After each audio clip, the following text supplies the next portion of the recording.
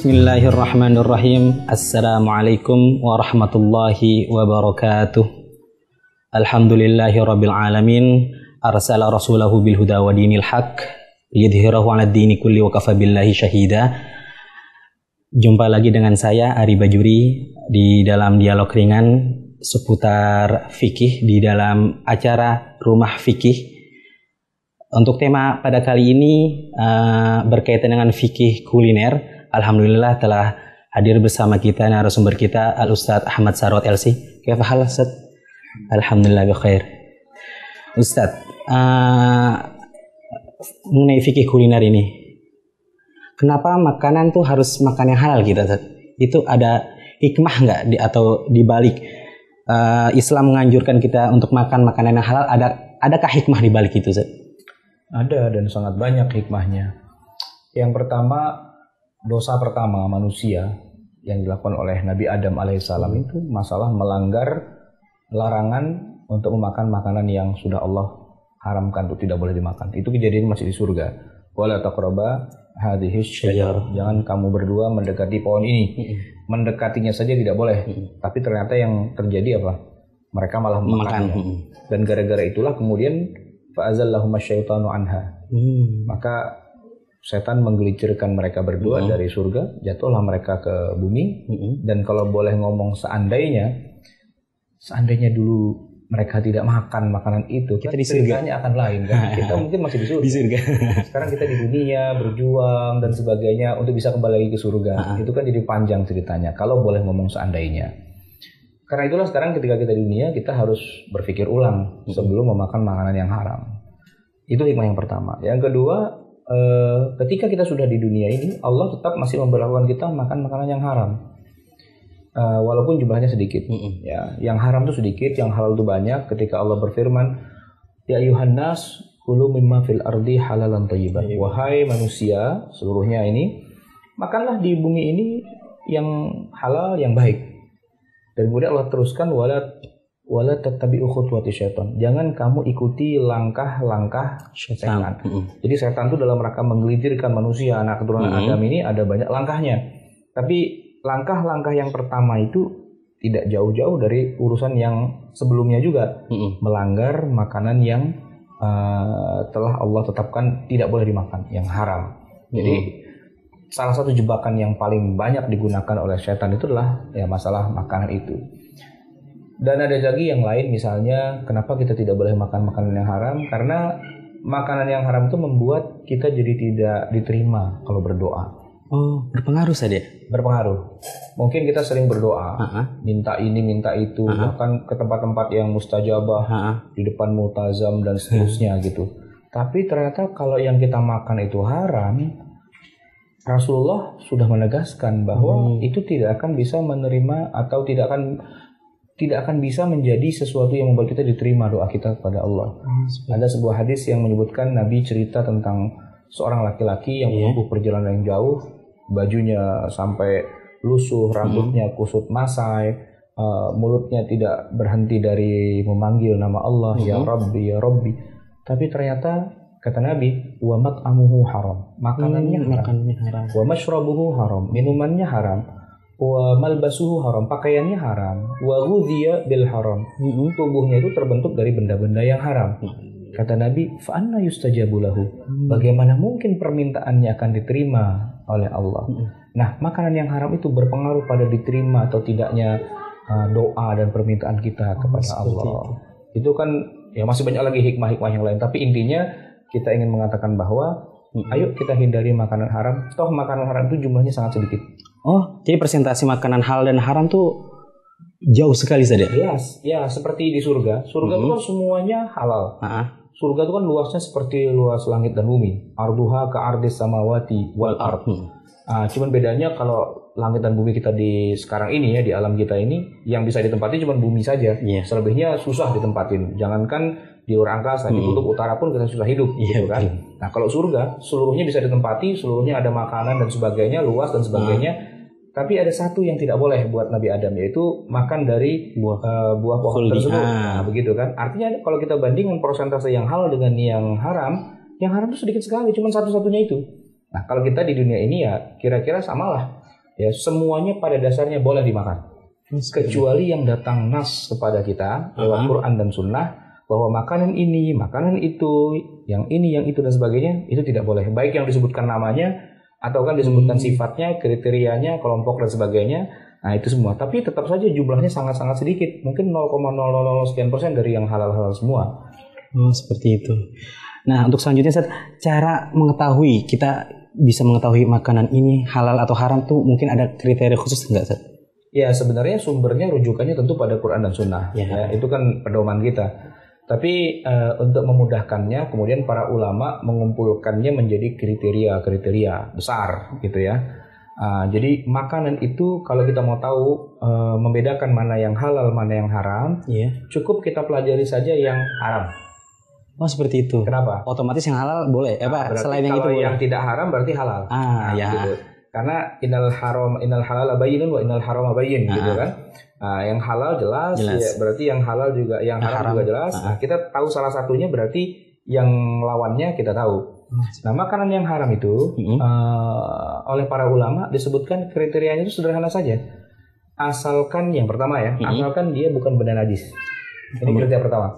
Najis. Kalau najis nggak boleh dimakan, ya. Tapi kalau tidak najis, nanti ada apakah dia masuk ke kriteria kedua, ketiga dan sebagainya. Tapi intinya najis tidak boleh dimakan. Yang kedua, kalau makanan itu tidak memabukkan. Nah, jadi kalau memabukkan itu nggak boleh, haram hukumnya. Yang ketiga atau yang terakhir itu selama dia tidak memberi madarat pada kita, merusak. Itu saja sebenarnya kriteria yang paling dasar. Memang nanti ada kriteria yang lain terkait dengan makanan jenis tertentu, yaitu makanan yang terbuat dari bahan-bahan hewani. Itu ada kriteria yang lebih jauh lagi. Yang hewan itu kriterianya bukan berarti pada tidak najis, tidak memabukkan dan tidak mudarat. Tapi ada kriteria lain. Kenapa? Karena yang namanya hewan ini kan makhluk hidup. Dia punya nyawa, punya nafas, ya begitu. Maka ada tambahan-tambahan kriteria yang lain untuk itu. Nah, itu nanti akan kita bahas. Misalnya Allah menyebutkan nama-nama jenis hewan tertentu yang tidak boleh dimakan. Satu. Yang kedua, hewan yang bukan bangkai. Ya, kalau bangkai itu tidak boleh dimakan. Yang ketiga, hewan buas. Hewan buas itu adalah hewan yang memang Allah larang kita untuk makannya. Yang keempat, hewan yang Allah perintahkan kita untuk membunuh hewan itu. Hewan itu harus kita bunuh. Ada ya, Sadia? Ada jenis tertentu. Kemudian ada hewan yang kita justru dilarang untuk membunuhnya. Oh, sebaliknya tadi. Sebaliknya. Yang tadi disuruh bunuh, itu kita dilarang untuk membunuhnya. Kemudian yang keenam itu al-khaba'is, hewan-hewan yang masuk kriteria yang kotor lah begitu. Nah, ada 6 itu kalau buat hewan. Tapi kalau yang kriteria secara umum itu cuma 3 tadi. Memabukkan, najis memabukkan, dan yang ketiga itu mudarat tadi. Untuk definisi najis sendiri itu seperti apa saja? Ya, najis itu begini. Kita masuk yang pertama ya, najis. Najis itu pada dasarnya adalah sesuatu yang sifatnya dari Allah ditetapkan sebagai sebuah najis. Najis itu tidak ada rumus kimianya. Tidak ada rumus kimianya. Kalau rumus kimia begini berarti najis, kalau rumus begitu enggak. Ya kita tahu najis itu karena ada petunjuk dari Quran dan Sunnah bahwa ini adalah najis dan seterusnya gitu. Nah, para ulama sudah menjelaskan dengan mudah pada kita untuk mengetahui najis itu apa saja. Misalnya darah, ya, di antara benda najis itu adalah darah. Darah yang keluar dari tubuh hewan atau manusia, ya keluar, maka darah itu adalah benda najis. Ya, contohnya apa? Contohnya makanan yang terbuat dari darah, marus. Marus itu darah yang keluar dari tubuh, biasanya sapi lagi disembelih itu ya, darahnya ditampung sampai berapa liter itu, kemudian didiamkan, lama-lama kan dia menggumpal. Nah, kalau sudah menggumpal, kemudian diolah, dimasak menjadi makanan, mirip dengan hati ya kan. Nah itu karena dia terbuat dari darah, maka dia haram hukumnya.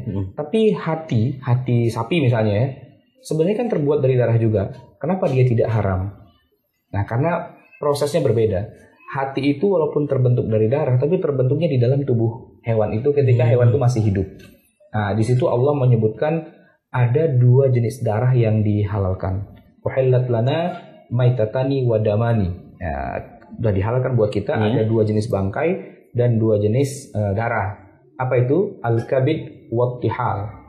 Kabid itu hati, at-tihal itu limpa. Itu kata Rasulullah itu dua-duanya terbentuk dari darah. Tapi karena dia terbentuknya di dalam tubuh hewan dan hewannya masih hidup pada saat itu, dia tidak dikatakan sebagai darah yang najis. Jadi darah yang najis itu adalah daman masfuha, darah yang keluar dari tubuh hewan itu. Kemudian dia diolah, entah langsung diminum atau menggumpal, itu marus. Contoh yang lain misalnya di Bali itu ada makanan namanya lawar. Pernah makan lawar?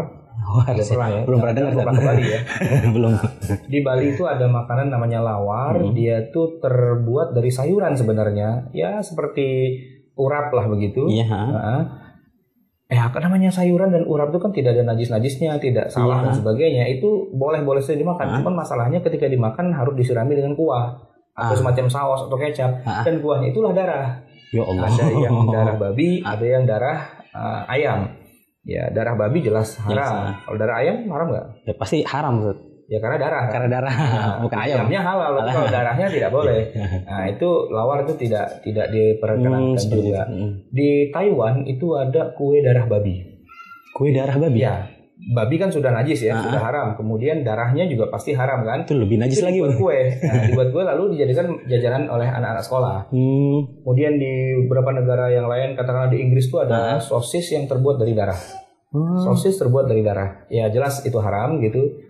Di Jakarta, di kehidupan malam Jakarta tuh ada jajanan obat kuat yang terbuat dari darah ular. Nah, iya betul, Ustaz. Ular dipotong kepalanya, kemudian darahnya ditaruh di katanya sebagai jamu atau obat. Intinya kalau itu darah berarti dia najis, kalau itu haram. Itu contoh yang pertama dari benda najis. Ada lagi benda-benda najis yang lain, misalnya katakanlah kotoran hewan. Luwak gitu saja. Ya, kotoran hewan. Jadi segala benda yang keluar dari perut hewan, baik melalui kemaluan depan ataupun belakang, itu kan benda najis. Iya betul. Ya kan? Nah, ada sejenis hewan namanya luwak itu, dia suka makan biji kopi. Kemudian masuklah ke dalam perutnya, tidak tercerna dengan baik, kemudian keluar lagi lewat kotorannya. Nah, konon kabarnya kotoran luwak yang isinya adalah biji kopi itu adalah biji kopi yang paling bagus, yang paling nikmat dan sebagainya. Padahal kotorannya. Padahal itu kotoran, karena statusnya sudah jadi kotoran kan, walaupun sudah dicuci, tapi dia kan benda yang keluar lewat kotoran itu. Berarti sebenarnya itu adalah benda najis gitu. Tapi harus diingat juga bahwa tidak semua kopi luwak itu betul-betul diambil dari kotorannya si luwak. Kadang-kadang cuma mereknya saja. Katakanlah ada susu beruang, kan juga beredar tuh susu beruang. Apakah itu betul-betul susu beruang? Ternyata tidak. Tidak mungkin orang memeras beruang. Gimana cara merasnya? Iya betul. Itu cuma susu cap beruang. Ada juga maka kopi cap luwak. Tapi itu bukan kotorannya luwak. Tapi ada juga kalangan yang memang menghalalkan kopi luwak itu. Katakanlah Majelis Ulama itu konon kabarnya, saya kurang tahu persis, menghalalkan. Tapi kalau kita lihat ke zaman para ulama di masa lalu, mazhab Hambali misalnya, memang menghalalkan atau tidak menganggap najis benda-benda yang menjadi kotoran dari hewan, asalkan hewan itu dagingnya boleh dimakan. Ayam itu kan dagingnya boleh dimakan, kotorannya bukan najis. Kambing itu dagingnya boleh dimakan, kotorannya bukan benda najis. Sapi dagingnya boleh dimakan, kotorannya bukan benda najis. Ini dalam mazhab Hambali. Maka kalau tidak najis, otomatis kan ya nggak masuk kriteria tadi kan. Nah, kalau mau dimakan silakan saja. Dalam pandangan mazhab Hambali itu begitu. Tapi kita jumhur fuqaha, termasuk kita di Indonesia rata-rata mazhab Syafi'i, mengatakan segala yang keluar lewat kemaluan depan belakang hewan itu adalah benda najis gitu. Termasuk air seni. Kan ada sekarang namanya terapi urin. Nah, orang minum urin katanya buat obat. Ya kalau itu urin berarti dia benda najis dan tidak boleh diminum gitu. Ya tapi kan darurat gitu kan. Ya sebenarnya kalau dibilang darurat artinya boleh, memang darurat itu boleh menghalalkan yang haram, tapi dengan syarat memang betul-betul darurat. Nah kalau masih ada obat yang lain, kita tidak bisa berhenti sampai kepada yang namanya terapi urin gitu ya. Karena Allah tidak menurunkan penyakit kecuali ada obatnya, dan Allah tidak menurunkan obat kecuali dari yang halal. Nah itu yang terkait dengan benda najis. Terus masalah ini, Zat, ada kan binatang yang memakan kotoran tuh. Itu jadi hukum binatang tersebut misalnya kita makan tuh seperti apa, Zat? Apa boleh apa enggak? Itu nanti masuk ke dalam bab yang terakhir, yaitu tentang khaba'ith. Oh, khaba'ith ya. Kayak kan sempat ada selentingan tuh lele kan makan itu. Untuk selanjutnya seperti saya pernah dengar tuh kan orang yang mimpi itu keluar sperma itu harus mandi, berarti seakan-akan tuh sperma itu najis tadi ya. teman-temannya gimana sebenarnya? Kalau nggak salah ada sperma, terus ada madhi dan teman-temannya deh. Itu apakah itu juga termasuk yang najis, Ustaz? Prinsipnya kalau dalam mazhab Syafi'i segala yang keluar lewat depan belakang, mau itu benda cair, benda padat, benda gas, semuanya adalah benda najis. Kecuali mani, kalau dalam mazhab Syafi'i itu malah tidak najis karena seperti itu. Itu pengecualian. Jadi apapun yang najis kan Allah telah menentukan yang najis itu yang ini itu haram. Berarti najis itu tidak boleh dimakan. Bukan tidak boleh disentuh. Kalau disentuh boleh. Oh gitu ya? Boleh. Orang yang menyentuh najis itu tidak dosa. Yang penting ketika dia mau sholat, dia harus bersihkan najis itu karena syarat sah sholat adalah tidak terkena najis. Nah, itu kriteria makanan yang haram yang pertama. Mungkin tadi yang pertama najis, yang kedua tuh memabukkan, Ustaz. Itu kriteria kedua memabukkan. Itu definisinya seperti apa, Ustaz? Definisi yang memabukkannya adalah segala makanan, minuman yang dimakan atau diminum, apapun yang dikonsumsi, kalau dia membuat seorang menjadi mabuk. Iya. Mabuk di sini maksudnya hilang akalnya, atau dalam bahasa Arabnya iskar. Nah itu hukumnya haram. Tapi tolong dibedakan dulu antara istilah mabuk yang kita maksud dengan istilah mabuk yang sering kita gunakan sehari-hari dalam bahasa Indonesia. Karena orang Indonesia itu kadang-kadang suka menyebutkan kata mabuk tapi bukan buat orang yang mabuk. Misalnya ada orang makan durian kebanyakan. Oh, seperti itu. Bilang mabuk durian. Padahal kan itu bukan mabuk ya kan. Ada orang naik mobil mual, mabuk. Disebut mabuk juga. Padahal bukan itu. Yang dimaksud dengan mabuk itulah hilang akal. Ma yukhammirul aqla. Kalau sebagian ulama mengatakan bahwa orang yang mabuk itu cirinya ketika akalnya hilang, dia sudah tidak bisa bedakan lagi mana ibunya, mana istrinya, mana pembantunya. Iya. Otaknya nggak jalan. Nah, orang yang makan durian 3 biji sendirian, otaknya masih jalan, cuma pusing aja dia. Itu berarti bukan mabuk gitu. Jadi benda yang kalau dikonsumsi kemudian membuat orang itu menjadi hilang akalnya, apapun benda itu, kandungannya apapun terserah, nggak penting. Yang penting dia punya daya untuk menghilangkan akal seseorang, maka itu disebut sebagai khamr. Ada kaidahnya, kullu muskirin khamrun. Segala yang memabukkan itu khamr, wa kullu khamrin haramun. Setiap yang memabukkan itu khamr dan semua khamr adalah haram hukumnya. Contohnya tuh selain khamr tadi, Ustaz, yang memabukkan tuh ada lagi nggak, Ustaz, kira-kira? Ya banyak dalam kehidupan kita sehari-hari, minuman keras ya, yang yang memabukkan, atau bukan minuman keras ya, misalnya katakanlah ganja atau putal, ekstasi, obat-obat pil koplo dan sebagainya, itu kan membuat orang muskir, orang menjadi mabuk gara-gara itu. Bahkan kekhamaran itu tidak harus karena dia mengandung satu zat tertentu, misalnya alkohol. Banyak khamar itu yang tidak mengandung alkohol. Ganja itu kan tidak ada alkoholnya. Ya, pil koplo itu tidak ada alkoholnya. Opium dan sebagainya itu tidak ada alkoholnya, tapi dia memabukkan, maka dia haram. Sebaliknya, ada benda yang ada kandungan alkoholnya di dalamnya, tapi tapi tidak memabukkan. Durian itu ada alkoholnya, pisang, nangka dan sebagainya, peyem yang dimakan tuh ada kandungan. Bahkan nasi yang kita makan tuh juga ada kandungan alkoholnya. Tapi haram kan? Tapi tidak ada ulama yang mengharamkan nasi, peyem, durian dan sebagainya. Jadi intinya bukan ada atau tidak ada alkohol, tapi apakah benda itu memabukkan atau tidak. Misalnya seseorang minum khamar, tapi dia nggak mabuk, berarti nggak apa-apa dong? Bukan. Kalau seorang minum khamar, khamar itu sudah pasti haram. Karena kan kayak tadi kan kayak nasi atau durian atau bla-bla segala. Kan dia bukan makan khamar, dia makan nasi. Nah, khamar itu adalah benda yang sudah mendapatkan predikat dari para ulama bahwa dia adalah khamar. Nah, gitu. Jadi kapan benda itu menjadi sebuah khamar atau dihukumi sebagai khamar itu ketika para ulama sudah menjatuhkan vonis pada benda ini. Nah, setelah dijatuhkan vonis dan namanya sudah disebut sebagai khamar, sedikit atau banyak, mabuk atau tidak mabuk, tetap haram. Nah, yang sekarang jadi pertanyaan adalah bagaimana proses untuk mendapatkan label sebagai khamar? Ini yang penting. Itu. Selama ini yang muncul di permukaan adalah label halal, bukan label haram. Harusnya label haram. Gimana caranya? Caranya macam-macam. Bisa lewat tadi, adakah kandungan alkohol atau tidak, itu salah satu ya. Tapi kan masalahnya tadi itu, ketika ada sebuah produk ngaku kami tidak mengandung alkohol kok, gitu, 0%. Ternyata begitu diminum, yang minum mabuk. Nah, berarti kan masalahnya bukan pada ada atau tidak alkoholnya, tapi apakah dia punya daya untuk membuat orang jadi mabuk. Nah, maka yang lebih tepat sebenarnya, ini kalau mau dikembangkan nanti penting ini, diadakan pengetesan langsung. Tes langsung. Ada beberapa volunteer, ya. Syaratnya mereka belum pernah mabuk, bukan pemabuk, gitu. Seumur hidup belum pernah mabuk minum minuman keras. Tester gitu sih. Tester. Jangan cuma 1, 10 lah, gitu kan.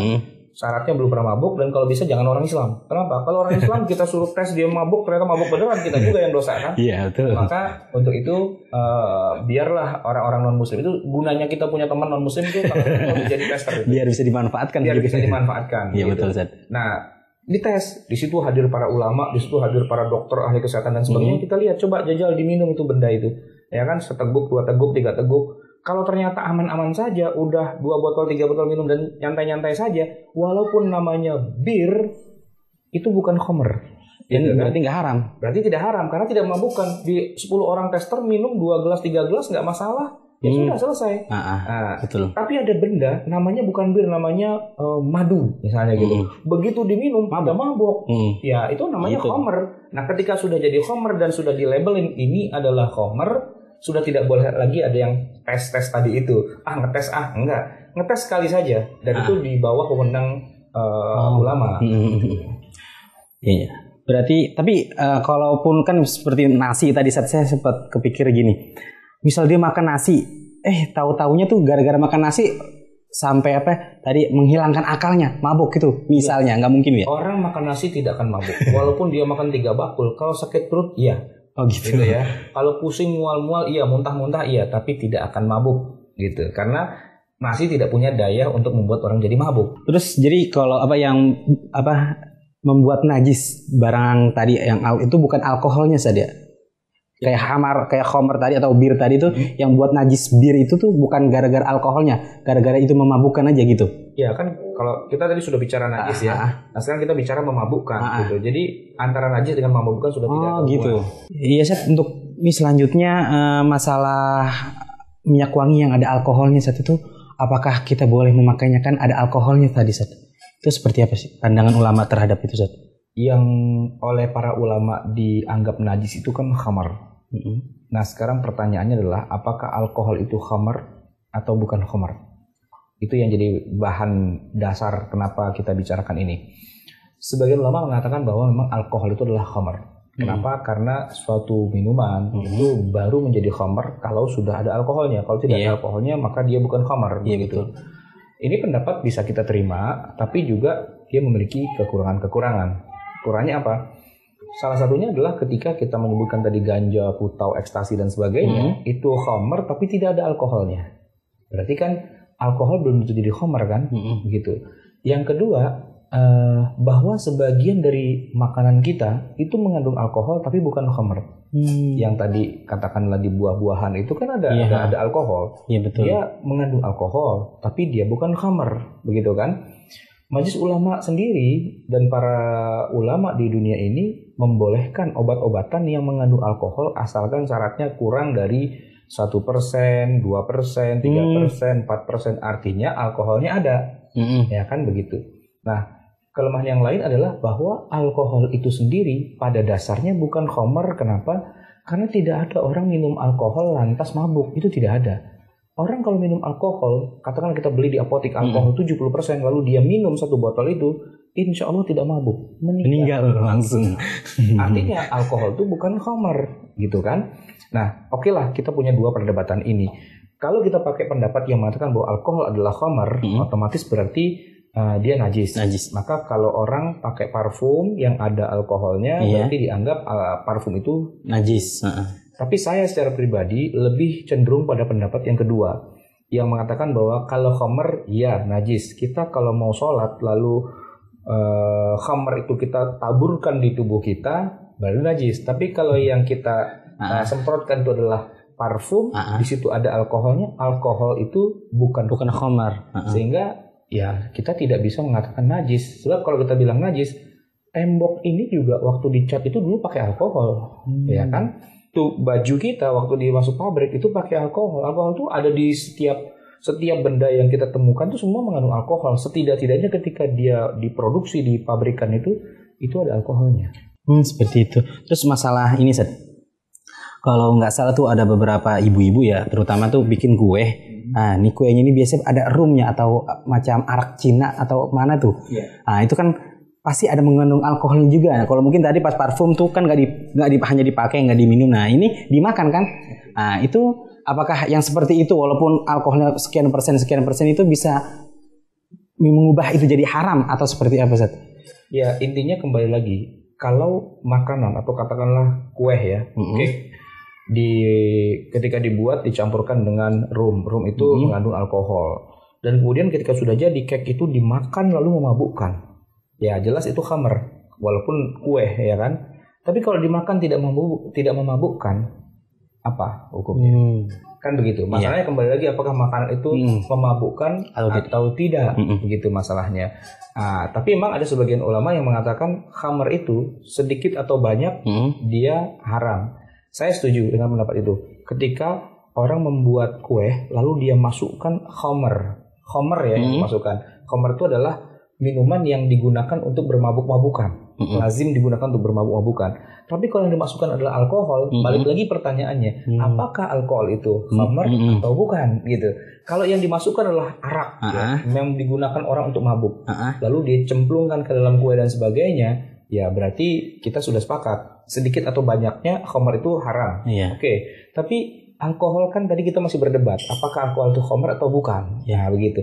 Ketika dicemplungkan, masuk dia menjadi adonan kue, lalu kuenya dimakan, ternyata tidak ada yang mabuk.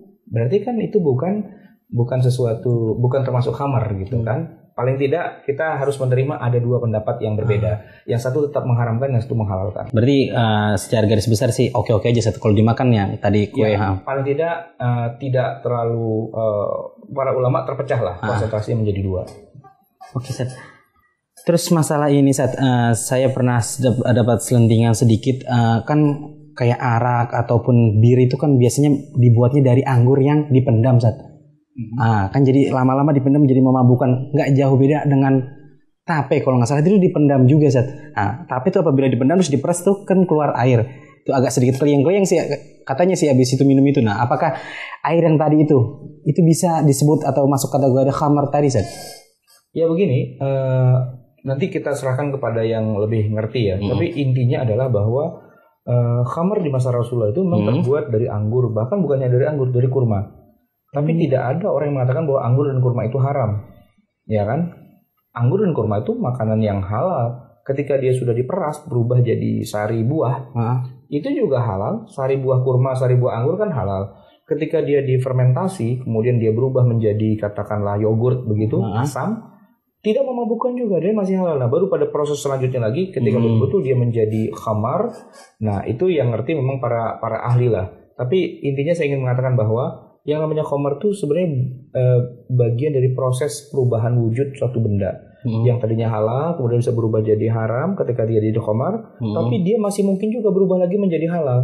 Ketika khamar itu berubah menjadi cuka. Dalam hadis Nabi disebutkan idza takhallala al-khamru, ketika khamr berubah menjadi cuka.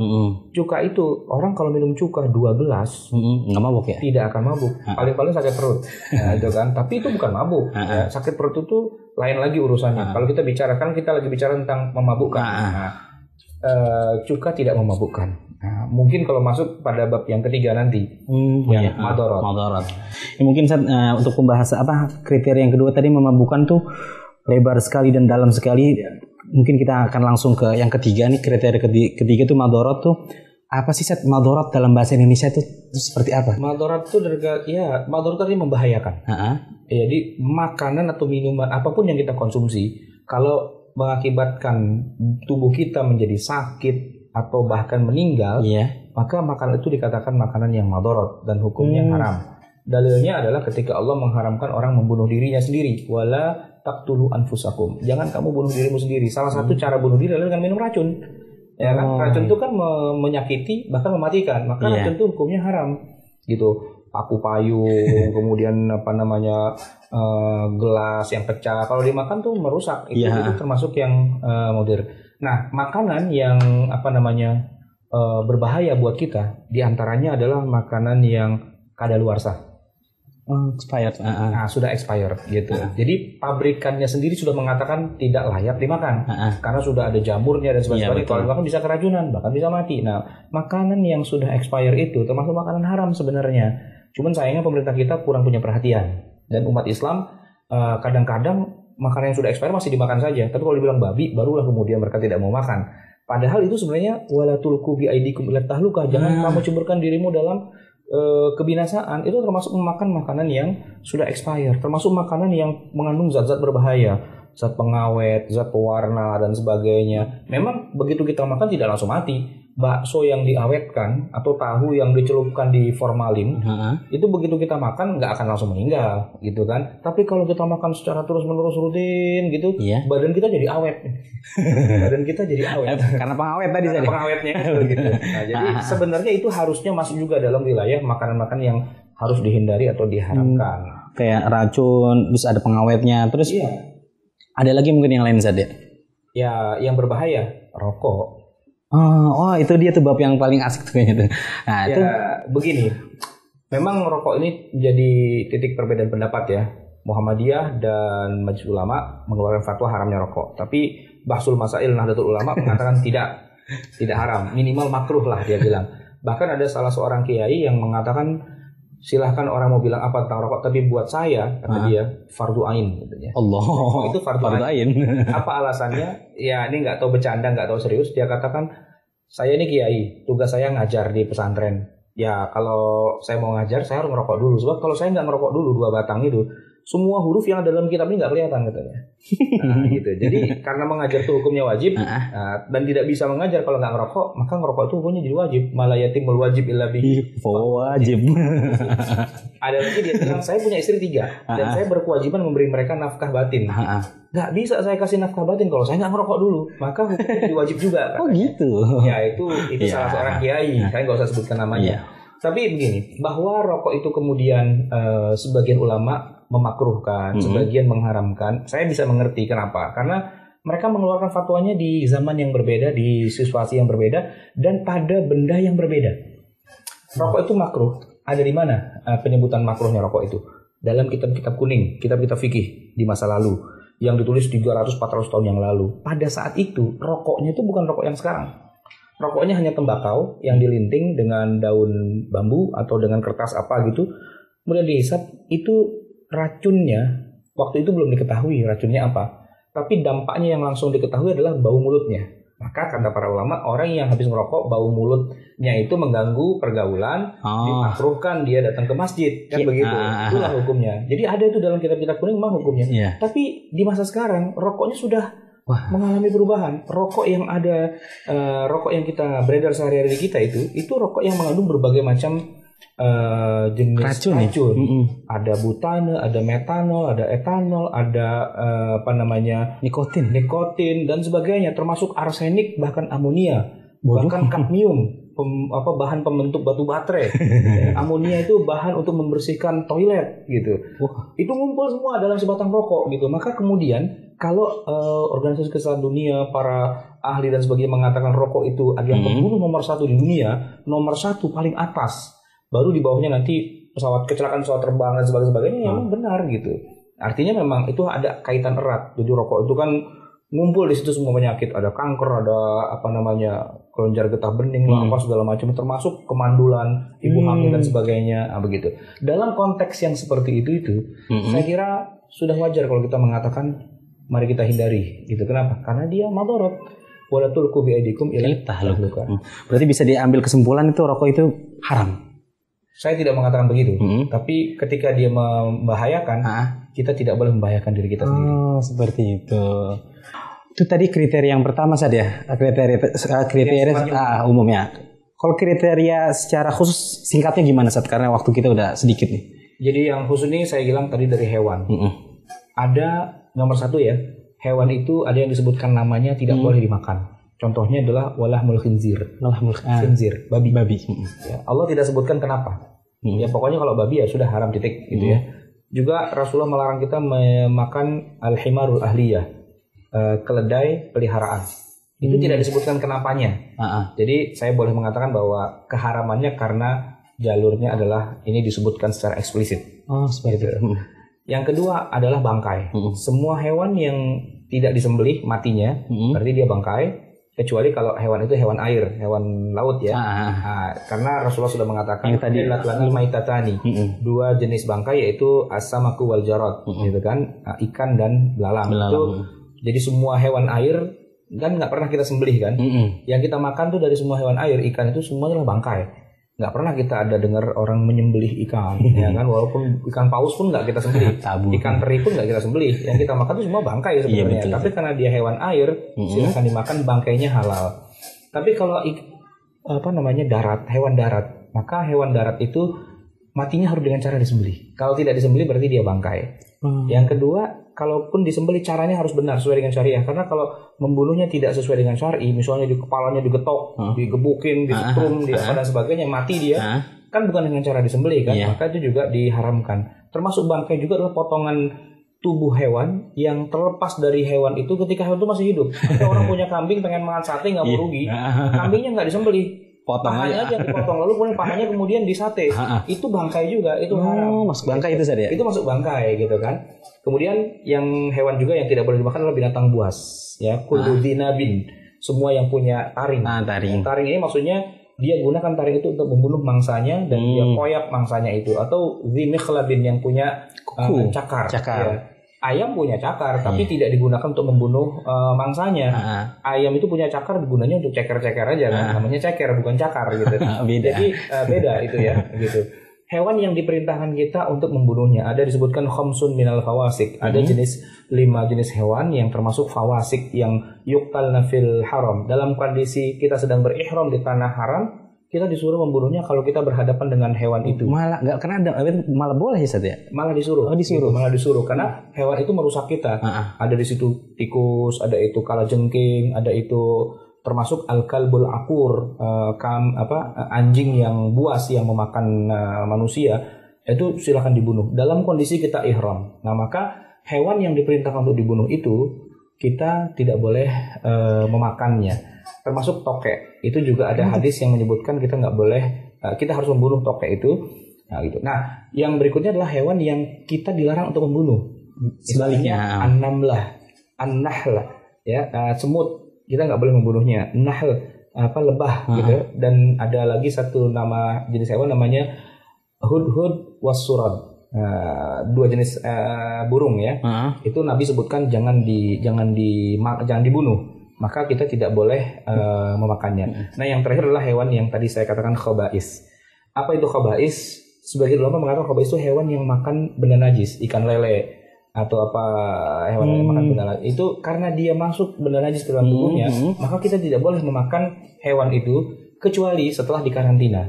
Nah, Ibnu Umar itu kalau dia memakan ayam yang dia pelihara, ternyata ayamnya doyan makan najis, maka dia karantina dulu, dikurung dulu selama 3 hari. Sampai benda najisnya larut dari tubuhnya menjadi benda yang lain kan, menjadi daging dan sebagainya. Maka sudah bukan benda najis lagi, maka barulah dia sembelih dan dia makan. Lele juga begitu, dan banyak kasus-kasus seperti itu. Ya kira-kira begitulah.